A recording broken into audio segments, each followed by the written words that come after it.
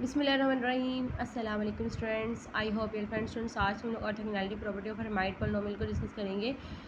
ये हम लोगों ने इसको प्रूव करना है। इसका स्टेटमेंट जो है वो ये हमारे पास integral minus infinity to infinity e की पावर माइनस एक्स का square h N of x H M of x d x which is equal to ये हमारे पास स्क्वायर रूट ऑफ पाई है, 2 की पावर n है, n फैक्टोरियल। इसके साथ एक क्रोनिकल डाटा भी है जिसमें mn हमारे आपको बताइए, आप लोग जानते हैं, आपने वेक्टर एंड आंसर में 6th सेमेस्टर में पढ़ा था कि ये वाली चीज़ है वो किसके ये हमारे पास क्या शो कर रही होती है। ये शो ये कर रही होती है कि हमारे पास अगर ये 1 और 0 वैल्यू देता है, 1 तब देता है जब m और n जो है वो आपस में इक्वल होते हैं, और जब 0 उस वक्त देता है जब m और n इज़ नॉट इक्वल होते हैं आपस में। मीन्स कि हम इसको इस फॉर्म में राइट कर सकते हैं कि ये जो है वो डेल्टा जो है वो 0 तब होता है जब ये दोनों इक्वल नहीं होते, इवन तब है जब ये दोनों इक्वल होते हैं। ये आपने डेफिनेशन पढ़ी है, मतलब हम इसको यहाँ पे यूज़ करेंगे। ये चीज़ इस चीज़ को शो कर रही है, ठीक हो गया। तो मतलब इसका ये हुआ कि जो हमारे पास इसकी ऑर्थोगोनैलिटी प्रॉपर्टी है वो हम लोगों ने शो क्या करनी है, हम लोगों ने शो ये चीज़ करनी है कि ये चीज़ जो है वो पूरी 0 तब है जब ये दोनों इक्वल नहीं है, और ये पूरी चीज़ कोई ना कोई एक नंबर है, एक वैल्यू दे रही है वो तब जब m n इक्वल है आपस में। यही चीज़ मैंने स्टार्टिंग में लिखी कुछ इस तरह के। ये वाली जो चीज़ है पूरी ये वाली वैल्यू दे रही है, इसके साथ ये डेल्टा जो है वो इसकी मैं डेफिनेशन लगा दी क्या कि अगर m और n जो है वो इक्वल नहीं है तो 0 हो जाएगा, मतलब ये पूरी की पूरी टर्म 0 के इक्वल होगी। और हम इसको वन समझते हैं, मतलब आपस में बराबर समझते हैं, तो ये पूरी की पूरी टर्म जो है वो आपस में क्या हो जाएगी, यानी कि m और n इक्वल होंगे, तभी ये जो है वो वैल्यू देगा। ओके हो गया। अब हम क्या करते हैं, इसको स्टार्ट कर लेते हैं। हम अपने करना क्या, हम आपको पता है जब भी कोई प्रूफिंग स्टेटमेंट आ जाती है हम उसकी एक साइड पिक कर लेते हैं और उसकी तमाम चीज़ों को मद्देनज़र रखते हुए ही चलते हैं, ठीक हो गया। तो यहाँ पर भी हम कुछ ऐसा करेंगे, हम लेफ्ट हैंड साइड को आपस में ये इसको देखते हैं। इसमें आपके पास सबसे पहले आपने लेट क्या करना है, H N of x H M of X, फिर इन दोनों का प्रोडक्ट पड़ा हुआ है, फिर उसके साथ ये भी प्रोडक्ट है, फिर लिमिट है माइनस इन्फिनिटी। ये वाला हम इतना काम कर लेते हैं जितना मैंने अभी बोला। लेट कर लेंगे दो हम जनरेटिंग फंक्शंस को लेट कर लेंगे। ये हमने प्रूफ इंशाल्लाह नेक्स्ट लेक्चर में इसको डिस्कस करेंगे इसका प्रूफ। तो ये हमारे पास एक प्रूफ होता है जनरेटिंग फंक्शन, इसका जो है वो हर्माइट पॉलिनोमियल का जनरेटिंग फंक्शन का ये प्रूफ होता है। ये एन की टर्म्स में अगर हमें 2 लेने हैं, हम एक एम को सपोज कर लेते हैं एम की टर्म्स में है। इन दोनों को क्या करते हैं, ये दोनों मैंने यानी कि राइट कर लिए, लेट कर लिए हैं। एच एम ऑफ एक्स है, ये दो ऊपर मैंने फंक्शन जनरेटिंग फंक्शन लेट किए ना, तो एन के लिए ये बनेगा, एम के लिए दोनों इक्वेशंस को आपस में क्या करते हैं, मल्टीप्लाई करवा दिया। ये वाली साइड इसमें, ये वाली साइड इसमें इस पे दोनों की बेसिस सेम है, तो इसका मतलब जो इसकी पावर्स हैं वो आपस में ऐड हो जाएंगी। पावर्स ऐड कर 2xt 4xt minus T square which is equal to minus 2 T square. And then हम इन दोनों को प्रोडक्ट की फॉर्म में करेंगे, ये समीशन एज इट इज़ आ जाएंगे। और यहाँ पे आप इक्वल्स टू 0 भी ऐड कर सकते हैं, इन्फिनिटी इस तरह से। तो इन दोनों को जब मल्टीप्लाई करवाएंगे तो पहले समेशन से इकट्ठे हो जाएंगे, फिर उसके बाद ये वाली चीज़ें इन दोनों को न्यूमरेटर को न्यूमरेटर में और डिनोमिनेटर को डिनोमिनेटर में ऐड मल्टीप्लाई करवा देंगे। और आपको पता है ये बेस इसके टी दोनों में सेम था, ठीक है, मतलब एक चीज़ सेम आ गई है, बेस सेम है इसके, तो इसका मतलब इसके जो पावर्स हैं हम उनको क्या कर देंगे, आपस में ऐड कर देंगे। टी की पावर n और टी की पावर m को आपस में जब ऐड करेंगे तो बनेगा टी की power n m plus n। अब हम क्या करेंगे, आपको मैंने बताया कि हमने लेफ्ट हैंड साइड को मद्देनज़र रखते हुए हमने इन दोनों को यहाँ तक काम करवा दिया कि इन दोनों को लेट करके इन दोनों को मल्टीप्लाई करवा दिया। अब मज़ीद इसका ई की पावर माइनस एक्स का स्क्वायर मल्टीप्लाई करवाएंगे और लिमिट करेंगे माइनस से infinity to infinity with respect to D X integrate करेंगे। तो ये मैंने यहाँ पे काम कर लिया है कि इसको मल्टीप्लाई करवा दिया and then integrating with respect to X within limit X to minus infinity to plus infinity. Okay हो गया। देन मेरे पास जो है वो कुछ ये वाली स्टेटमेंट बन गई है, ये मेरे पास जो है वो आ गई है, ठीक हो गया।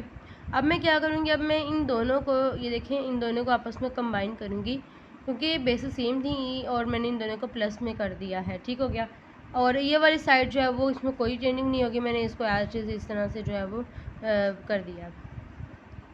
अब नेक्स्ट क्या होगा, यहाँ पर मुझे इसका बनाना है स्क्वायर बनाना है यहाँ पे, ठीक है ना। अभी इस डायरेक्टली तो स्क्वायर नहीं हो सकता क्योंकि अगर मैं यहाँ पे इसका डायरेक्टली स्क्वायर बनाऊँ माइनस कॉमन लेने के बाद भी मुझे यहाँ पे 4 चाहिए, फिर ही मैं 2t का होल स्क्वायर कर सकती हूँ, कि t का स्क्वायर तो है लेकिन 2 का कोई स्क्वायर नहीं, इसका मतलब स्क्वायर रूट में आ जाएगा। अगर स्क्वायर रूट में यानी कि अगर इसका स्क्वायर पूरे का स्क्वायर बनाना चाहिए, आपने 9th क्लास में किया होगा ये सारा काम।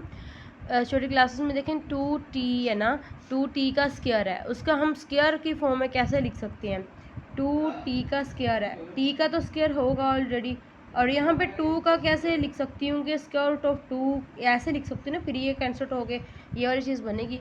तो मैं इससे ये फिर मेरे पास एक कम्प्लेक्स फंक्शन बन जाएगा। अगर मुझे इसका मज़ीद जो है वो मुझे इसको स्क्वायर के फॉर्मूले के अंदर भी लिखना पड़े, तो फिर मुझे तो इसका माइनस भी तो अंदर डालना पड़ेगा ना, क्योंकि यहाँ पे स्क्वायर का फॉर्मूला यहाँ पे प्लस होता है। तो इस तरह से ये मेरे पास कम्प्लेक्स एक ये टर्म बन जाएगी। मुझे इस कम्प्लेक्सिटी से बचने के लिए क्या करना है, मुझे यहाँ पे -2t का स्क्वायर प्लस b का मतलब 2t का स्क्वायर प्लस b का देना है और 2t का स्क्वायर माइनस b का देना है।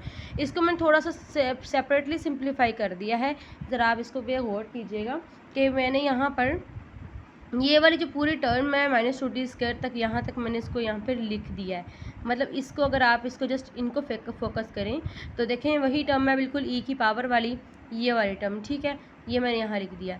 अब क्या करूँगी, यहाँ मैंने -2t का स्क्वायर भी कर दिया है, +2t का स्क्वायर भी कर दिया। -2t का स्क्वायर मैंने ब्रैकेट के अंदर कर दिया, ताकि वो मैंने जस्ट आपको समझाने के लिए लगाया कि यहाँ पे हम अब -2t का स्क्वायर को ही स्क्वायर के अंदर इन्वॉल्व करेंगे, बाकी बाहर हमारे एक्स्ट्रा टर्म होगी। हमें तो ये ज़बरदस्ती करना पड़ा है ना, क्योंकि हमें तो सिर्फ यही चाहिए था।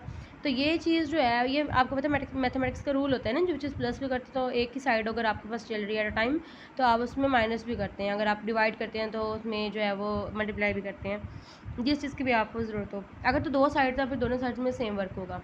अब यहाँ देखें मैंने -2t का स्क्वायर मैंने यहाँ पे मुझे चाहिए था, मैंने ब्रैकेट में लिख दिया। अब आप देखें ये -4t का स्क्वायर बन गया। अब लेकिन आप इस ब्रैकेट वाले में से सिर्फ आपने माइनस कॉमन लेना, इसको नहीं छेड़ना।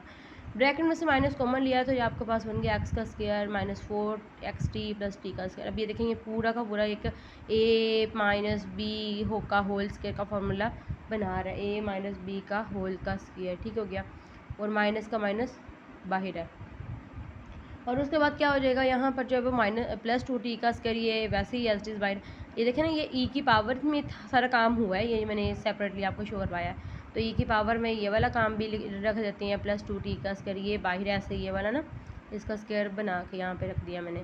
अब आपको पता है ये मैं with respect to x integrate कर रही हूँ, इसका मतलब t इसमें कॉन्स्टेंट है, कॉन्स्टेंट को हम बाहर शिफ्ट कर देंगे, उसके बाद बाकी जो सारी चीज़ आ जाएगी। अब आपको पता है कि यहाँ पे मेरे पास x और t दो इन्वॉल्व है। अगर मैं इसको एक ही जो है वो वेरिएबल में कन्वर्ट करना चाहूँ तो मैं इसको जो है वो इस तरह से कुछ कर सकती हूँ कि मैं यहाँ पर मैंने लेट कर लिया है u, मतलब x - 2t को मैंने u लेट कर लिया, सब्स्टिट्यूशन मेथड लगा दिया, और इसका जो है वो डिफरेंशियल लिया मैंने यहाँ पे dx which is equal to du। और अब जस्ट इन दोनों की वैल्यूज़ मैंने यहाँ पे पुट करवा देनी, और लिमिट भी मैंने यहाँ पुट करवा के देखी। माइनस इन्फिनिटी पुट करवाऊँगी तो माइनस इन्फिनिटी आ जाएगी, प्लस इन्फिनिटी पुट करवाऊँगी तो प्लस इन्फिनिटी आ जाएगी। इसका मतलब लिमिट मेरी जो है वो रिमेन सेम है। ओके, नेक्स्ट यहाँ पे मैं ये जो मेरी इक्वेशन है वो कुछ इस फॉर्म में आ गई है। ये मेरे पास पूरी की पूरी इक्वेशन दूसरी साइड में यहाँ पे राइट कर दी है। अब देखिए नेक्स्ट जो है वो e की power integral -infinity to infinity e की पावर - u का स्क्वायर और du, ये जो है वो मेरे पास स्क्वायर रूट ऑफ पाई के इक्वल होगा। यहाँ इसको मैं स्टैंडर्ड इंटेग्रल यहाँ पे यूज़ कर रही हूँ, मतलब कोई भी अगर x का स्क्वायर है तो यहाँ पे dx हो जाएगा, कुछ भी है इस तरह से। आपने लिमिट भी अगर आपके -इन्फिनिटी टू इन्फिनिटी है तो वहाँ पे आप स्टैंडर्ड इंटेग्रल यूज़ कर सकते हैं, जो कि स्क्वायर रूट ऑफ पाई के इक्वल होता है। यहाँ मैंने इसको यूज़ करवाया, और यहाँ मैंने एक्सपेंशन फंक्शन को यूज़ करवाया है। यहाँ पे e की पावर अगर x होता है ना तो ये चीज़ इसके इक्वल होती है, तो यहाँ मैंने उसको यूज़ करवाया है, ठीक हो गया। और इसके साथ जो है वो t की पावर 2n भी आ जाएगा, इसकी सीरीज़ चल रही है। स्क्वायर रूट ऑफ पाई ये भी आ जाएगा, दूसरी साइड वैसे ही है। अब आपको पता है कि ये चीज़ जो मेरे पास बनी है, ये वाली साइड मैंने इस तरफ लिख दी है, और ये वाली पूरी साइड मैंने इस तरफ लिख दी है, ठीक है, इसमें कोई मसला तो नहीं, वही यानी कि यहाँ तक कि आपका काम होगा।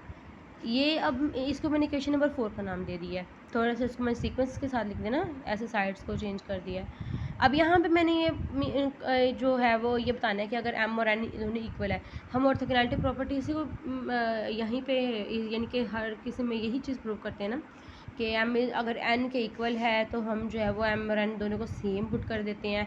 आपको पता है जब सेम पुट करेंगे यहाँ पे n + n 2n बन जाएगा, फिर इधर भी 2n है, इधर तो कोई m नहीं है जिसको हम n पुट करवाएं, यहाँ पे है m, इधर एम एन, यहाँ पे भी एन बन जाएगा, यहाँ पे भी एन बन जाएगा।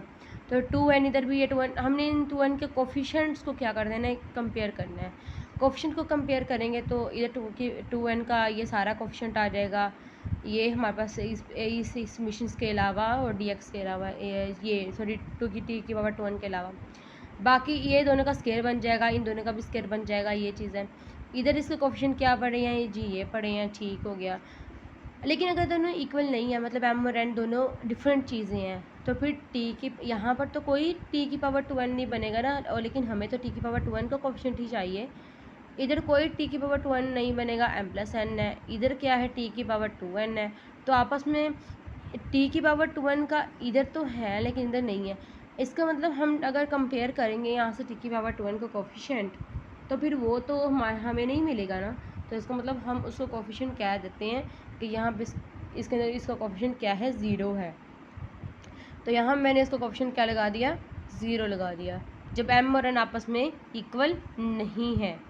यानी कि सॉरी, अगर m और n आपस में इक्वल नहीं है ना, तो हम m प्लस n का कोफिशिएंट ढूंढेंगे।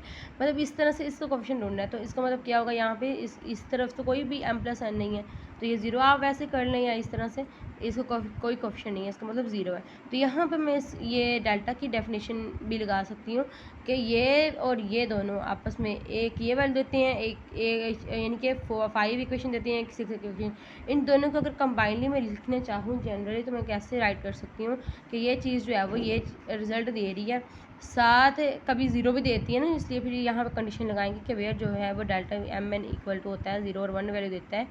1 तब देता है यानी कि ये, और 0 देता है यानी कि 0 जब हम m और n को इक्वल नहीं रखते, इसका मतलब उस तरफ कोफिशिएंट ही नहीं है, 0 आ रहा था, इस वजह से फाइनली हमने इसको इस फॉर्म में भी राइट कर दिया। ठीक हो गया। यहाँ पे इसको मल्टीप्लाई करवा देना, ये जो चीज़ है ना, ये देखें ना, डेल्टा से मल्टीप्लाई हो रही है, ये वाली चीज़ डेल्टा से मल्टीप्लाई हो रही है। अगर हम इसको इससे मल्टीप्लाई करवाएं, डेल्टा का मतलब ये है ना, पूरा डेल्टा का मतलब क्या है, ये है। जब हम इसको इससे मल्टीप्लाई करवाएंगे तो 0 हो जाएगा, जब इसको इससे करवाएंगे तो ये आ जाएगा। इसका मतलब ये जो चीज़ है वो इस तरह से लिखी जा सकती है। आई होप सो कि ये चीज़ आपको वाज़ह हो चुकी होगी। मिलते हैं फिर नेक्स्ट वीडियो में। नेक्स्ट जो है वो इसके बाकी जो रिमेनिंग चीज़ें हैं इसके, यानी कि जेनेटिक फंक्शन वगैरह के साथ। तब तक अल्लाह हाफ़िज़, तो हमें याद रखिएगा। जज़ाकल्लाह।